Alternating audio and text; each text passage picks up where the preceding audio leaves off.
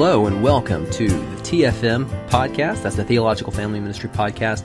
We are glad that you've joined us for another episode. We're a podcast that's dedicated to helping parents and churches think about what they believe about the Bible, what they believe about God, about all of that, how their theology affects how they minister to the children that God has entrusted to their care.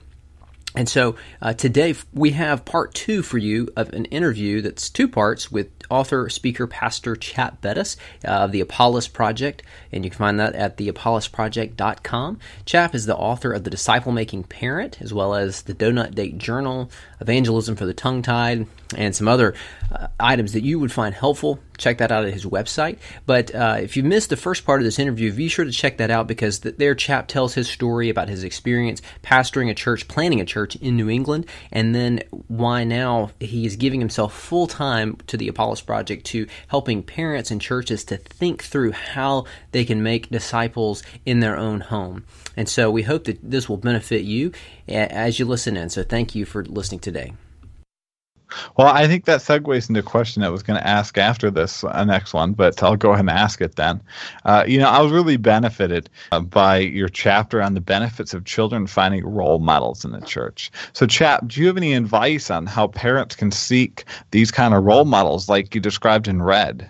I think, first of all, if we're aiming the right way, we said, okay, here's my heart. I want my kids to really follow the Lord. And part of that resource is other Christians, because our kids see, my kids see all my sin, and Jesus said a prophet is without honor in his own hometown. Well, you can say that about your house too. Your kids are going to see all of that, and so what they need to see is other people that they admire, respect, and our kids are studying people a lot sooner than we think. So I have a story in the book about, I think it was my oldest was only about 5 or 6, and she just said innocently about how she admired some other people, some other men and women in the church. So, and I've heard Kara Powell in her book suggests basically having 5 mentor or 5 significant adults in the lives of each one of our children. And so I think just in my head saying, okay, who can I connect with in the church, whether it's you guys in your ministries as sort of youth leading the youth, or peers, aunts and uncles that we might speak highly of. My daughters still go out to, when they'll come home from college, or when they were in college, they would go out and have coffee with another woman. So, but you can do things like that. You can create events like that. So my wife had one. Some of the girls were getting about dating age, and so she had a coffee with a bunch of the girls in the church and a bunch of moms, and they just went around sharing their dating stories. And they just, they were laughing. But what was going on in that moment was that these girls were connecting with these women, seeing them as godly examples, and it wasn't serious. I mean, it wasn't totally. I wasn't there, but it wasn't totally serious. It was a lot of laughs from what I heard, and knowing some of the women and their sense of humor, it was probably a scream. But I think that's another way where you can take initiatives, take an initiative to gather moms or gather some older women. Just maybe as it happens organically. What else? Well, you can trade influence, if you want to talk of it that way, where you're connecting with the children of your friends. So I think now you're going to get me on a soapbox here, but I think. Oh, we want to get you on the soapbox. Okay, well, the command "greet one another" is 4 times in the New Testament. That is a scriptural command, and we let our kids sin in this area by not expecting them to greet adults. And so part of what I want to do is train my children to greet adults. And that's awesome. And so then when I'm greeted as an adult, then we can talk back. So right now, I'm 55 in my church. I've got 2 guys. One is 4 and one is 5. And probably every other Sunday, they will come up and greet me, and we'll shake hands, And we'll like talk about how, like I had one come up this past weekend, and seriously, it was hilariously cute. His mother's watching him, and he said, "Mr. Bettis, how was your week?" I'm laughing, but that, so he's totally intimidated by me, but that I'm sure his parents, I bet, because he's not like this super gregarious outgoing kid, so I bet his parents encouraged him. So part of it is on us to have our kids interact with others. And we had, that was our rule for our kids, that they had to greet a couple of the, in public worship, they had to greet, I'm not talking about the meet and greet or whatever. I'm talking about after the service. So they needed to just say hi to some of the people that we were sitting around. And of course they got to know them. So, I mean, those are just some ways. I think is just I want to connect them, and then and then I can do that, and then man, one more. You got me on a soapbox, so I'm going to keep going. Go for it. Going. And I haven't written them down yet, but I have heard. So I've been having a conversation with another adult, and I've heard essentially that adult gossip in front of their child, and they talked negatively, and they've sort of included their child, their like 12-year-old child, as they say something that's somewhat negative about this adult. But what we don't realize in that moment is that, we need to protect the trust of that 12-year-old child. So whether those things are true or not, we want our child is not an adult, and they need to, at this point in their life, look up to the positives in the other person. So I just think there's a lot of ways we can facilitate that. We can, encourage that as parents. So I'll stop there. That's good. Helpful? No, that was helpful. Yeah, that's good. Now, what is the most important biblical passage related to parenting? Well, I argue it's actually Matthew 28, 18 to 20, which is to make disciples. So, and then if I get that in my head, to make disciples, then passages like Ephesians 6 or about how, or Deuteronomy 6 about how do I actually do that, I think. And I also root a lot of it. I think 2 Timothy 3, 14 and 15 is important as well. Timothy was a second generation Christian. Yes.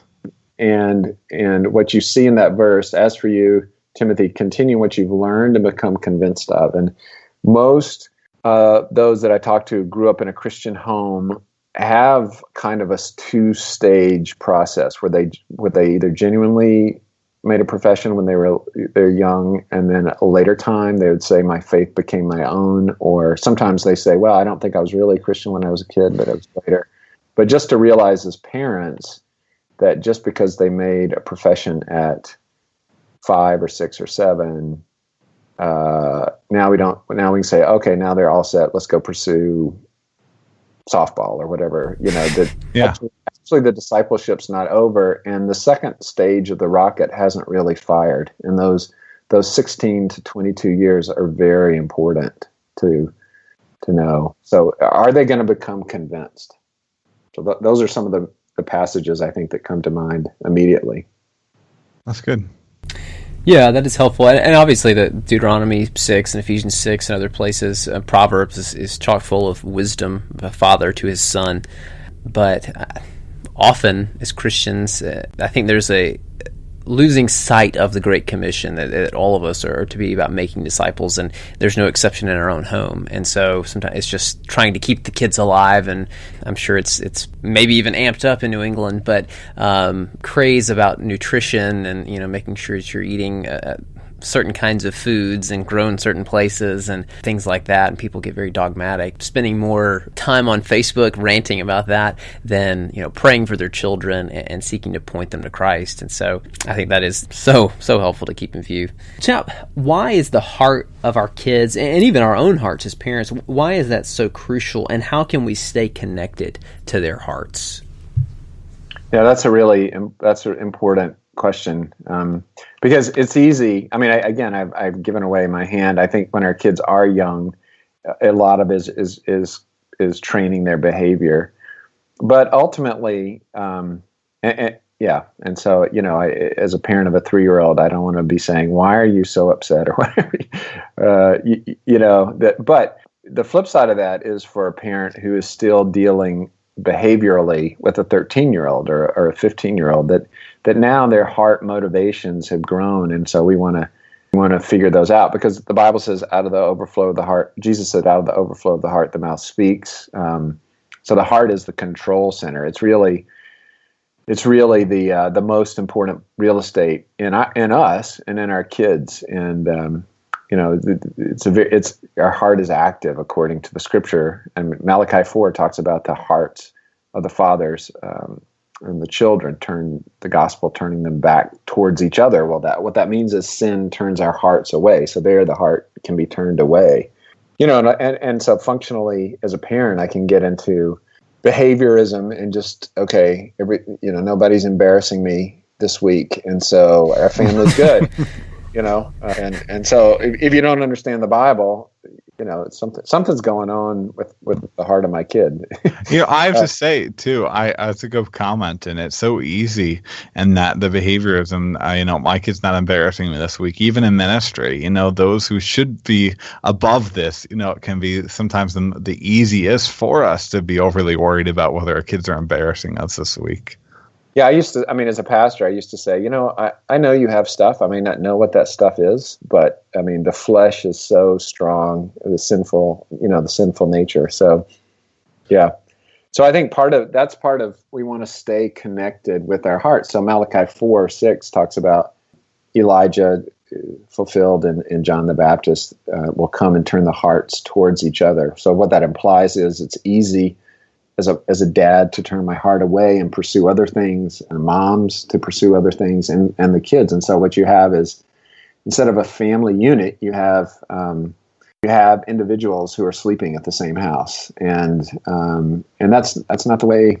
I don't think that's the way God intended it. I think that the family is to display the Trinity in terms of the authority and affection. And if we're connected with our kids' hearts, and there's an affection there, then we can survive almost, all sorts of sin on our parts, which I had plenty. Their parts, I would get upset, but I'm like, man, what is going on with you? I know you love your mom. Like, what were you thinking? Or, and because there's affection there, and we're connected to their hearts. So, and let me put a plug in here. I just came out with a booklet called The Donut Date Journal, which I just think that's what I did. I took my kids out on donut dates and one-on-one and asked questions, and certainly not every week. I had 4 kids. I had other breakfast meetings, so it might be once every 2 months.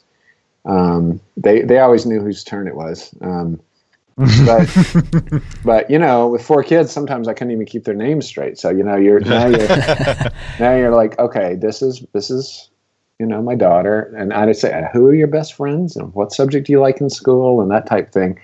And what that was a relational deposit that I think helped us walk through the turbulence of the teen years, because now there's a trusting, affectionate relationship.